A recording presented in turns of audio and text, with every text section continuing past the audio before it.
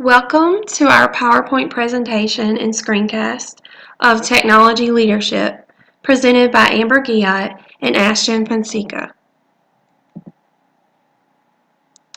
These are the elements that we agreed that create an effective technology leader. The first one is vision.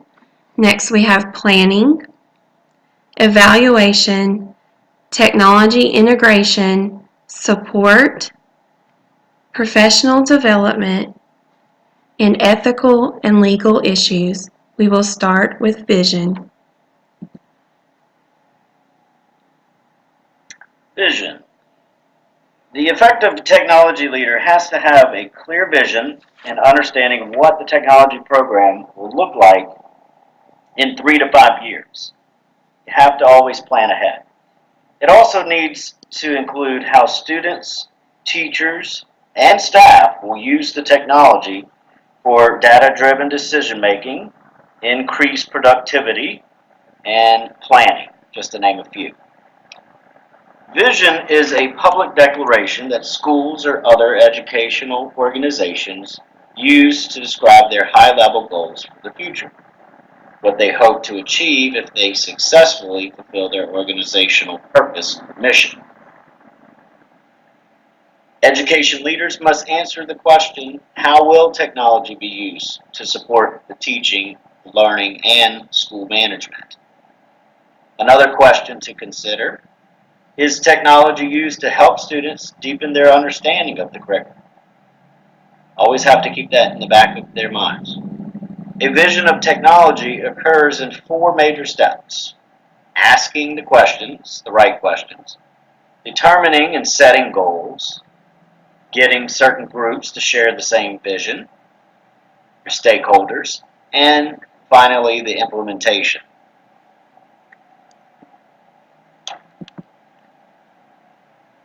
Technology leaders must develop the strategic community relationships that I just mentioned, those stakeholders, that foster the collaboration in planning, implementing, and assessing the use of technology in schools.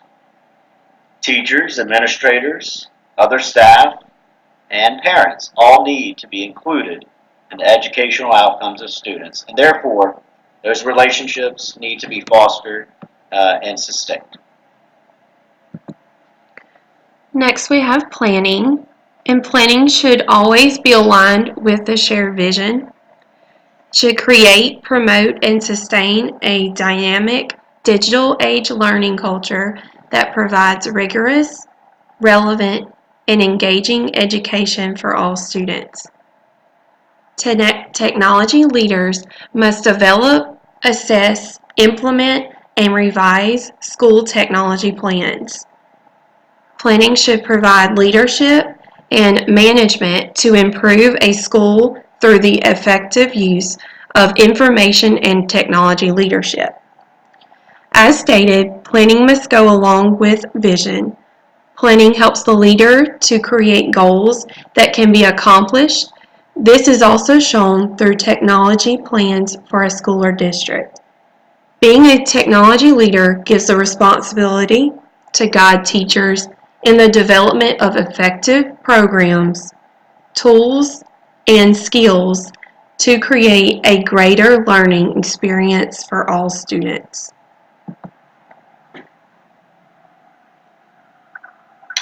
Okay, next we have the evaluation process. A technology leader must continuously evaluate the program to inform decision making and ensure a continuous improvement in both teaching and learning. This evaluation also will determine improvements with software and hardware on campus. A plan must be developed for the evaluation.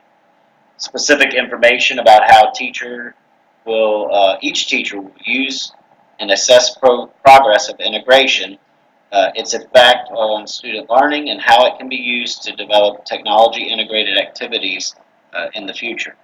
New technology-based assessment strategies should be embraced by leaders to help ensure improvement in both teachers and the learners. Evaluation of technology within a school must take place by the technology leader to ensure that it supports the content, learning practices, effective teaching principles. The technology leaders must gather as much data as possible to plan for the future. Next, we have technology integration into the curriculum. According to Edutopia, technology integration is the use of technology resources, such as computers, mobile devices, digital cameras, social media platforms and networks, software applications, and the internet within the classroom. It becomes very successful when it is routine, accessible, and ready to be used, supports goals, and helps teachers to achieve those goals. Technology becomes most effective and part of the learning process when it becomes part of the daily class activities and projects. A willingness to embrace change is also a major component. Technology is constantly changing, and technology leaders must adapt to those changes. Technology that helps support the content being learned can create much greater learning experiences for students. Students will embrace learning, and engagement may also increase greatly with technology. Okay, next we have support. Technology leaders must offer the support needed for all teachers to incorporate the technology within the campus. Access to appropriate software, reliable equipment, and continued technical and pedagogical support must be provided to the teachers. Technology leaders must build a team or a committee to assist in the support of teachers. Building a technology committee and designating a team leader is essential for a technology leader to establish at a school site to assist with the management of technology needs. Next, we have professional development. School leaders must provide ongoing professional development to all teachers and staff to help guide both the learner and the teacher. It should allow for communication and collaboration with teachers and administration to help teachers to gain knowledge to help improve learning within the classroom. Gives opportunities to assess the strengths and areas of concern for technology within the school. In my experience, professional development lacks within many schools. Teachers are often given new programs to use, but are unable to implement correctly and effectively. If technology leaders encourage more professional development, more effective learning will take place for both the teacher and the student. Professional development was stated that it can be ongoing.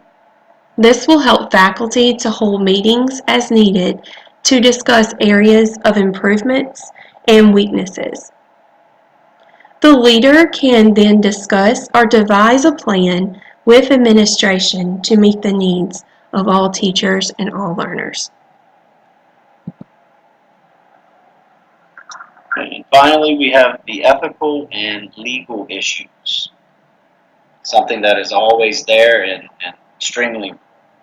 As methods of communication and information gathering change, newer protocols and safeguards must change with it. It is the technology leader's responsibility to help the school community to understand the property rights, fair use, and acceptable use of the technology and digital materials.